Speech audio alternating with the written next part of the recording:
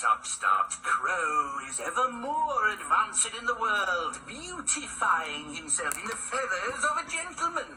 In vain have I sought to find some chink in the armor of his propriety, some lewd scandal or base crime with which to dispatch him to the dungeon or the gallows. He claims to lead a blameless life, married, sober, solvent, dull. But all men have their secrets, and when I find Will Shakespeare's, I will crush him like a walnut betwixt the iron buttocks of a Titan. Oh, yes. Oh, bloody yes. Nailed it. And this, by that I prove, love's fire heats water, water cools not love. Finished, by Jupiter's hairy armpits. Bloody finished. Finished what, Mr. Shakespeare? My 154th sonnet. The cycle be complete. Result. Oh, yeah. Who the bard? Me the bard. Iambic pentameter is my bitch. I thought you were working on your wonderful star-crossed lovers play. I am, Kate, but a sonnet be like the idle wind.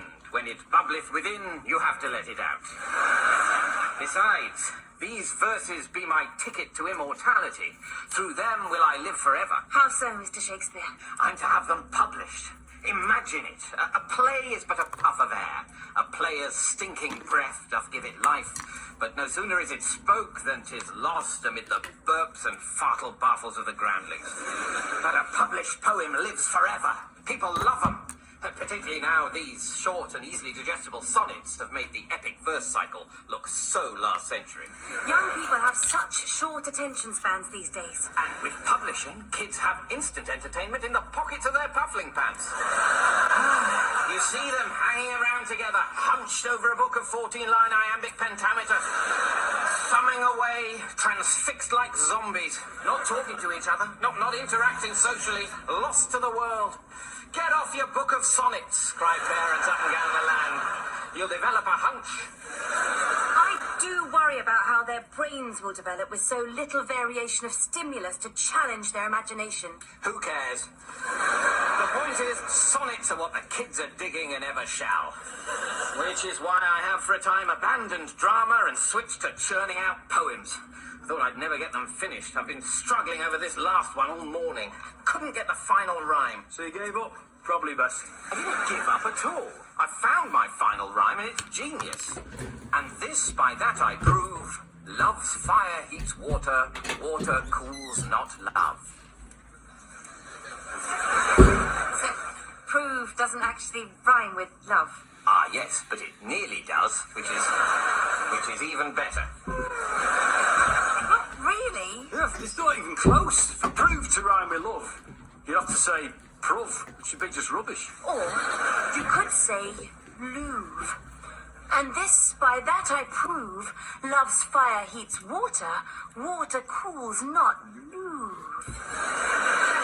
I think it could work. At a stretch. I don't want it to stretch. But proper rhyme is boring. I honestly think people prefer their poems to actually rhyme, Mr. Shakespeare. Of course they do, like that brilliant one about the cock that couldn't cluck. Have you written any poems lately, Bottom? Can we expect to see a collection of 154 sonnets attributed to the divine Bottom in the foreseeable future? No, No? And why would that be? because you can't write. Exactly. Let all stand in wonder at the world's first illiterate literary critic.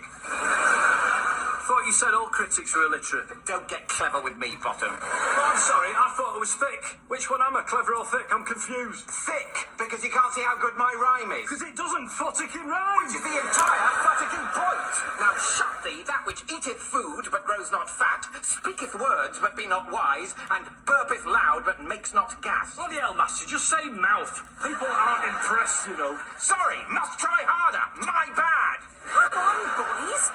Let's not fall out over a rhyme that doesn't rhyme, even though it's a rhyme. Have you really written 154 sonnets, Mr. Shakespeare? That's amazing. Well, I find it therapeutic. They help me deal with my moods. Like being in love with a bloke. I am not in love with a bloke. Written him a lot of poems. Not just him. My sonnets are inspired by twin muses. The mysterious fair youth, Who you fancy? whom I admire aesthetically, and my other muse, the sultry dark lady. Who you absolutely definitely fancy. Yeah, I absolutely definitely do. Ever since Kit Marlowe introduced us. But Mr. Shakespeare, you are a married man. I know that, Kate, which is why I've used my secret passion to create a lengthy series of sonnets, which I will then publish and thus become immortal. So much more satisfying to consummate a passion poetically betwixt pure white sheets of paper rather than physically in a snowy linen sheets of love. At least that's what I keep trying to tell myself anyway. Me too.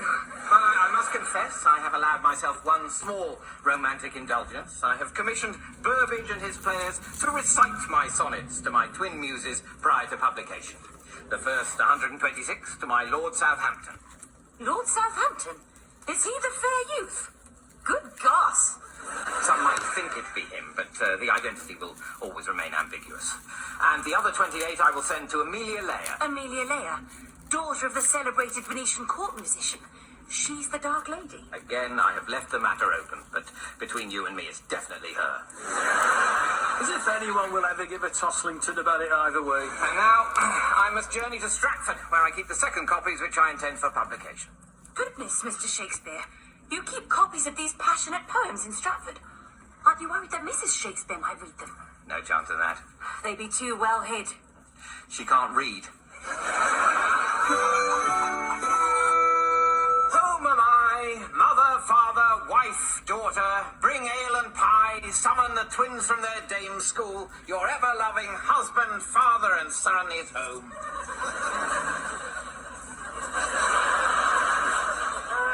Yes, well, not a bad journey, thanks for asking. Only half a day late. Coach crash at the Watford Turnpike.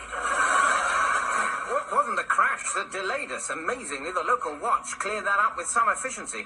No, it was the fact that all who then passed must slow to a snail's pace to gawp at the wreck.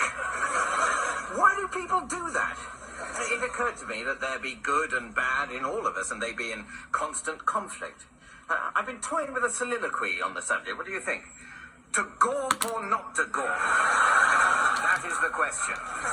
Whether it is nobler to ogle at a coachman squashed under a dead horse, or take arms against the urge to perv, and by opposing, feel a bit better about oneself. What do you think? Might be useful somewhere? I like the structure.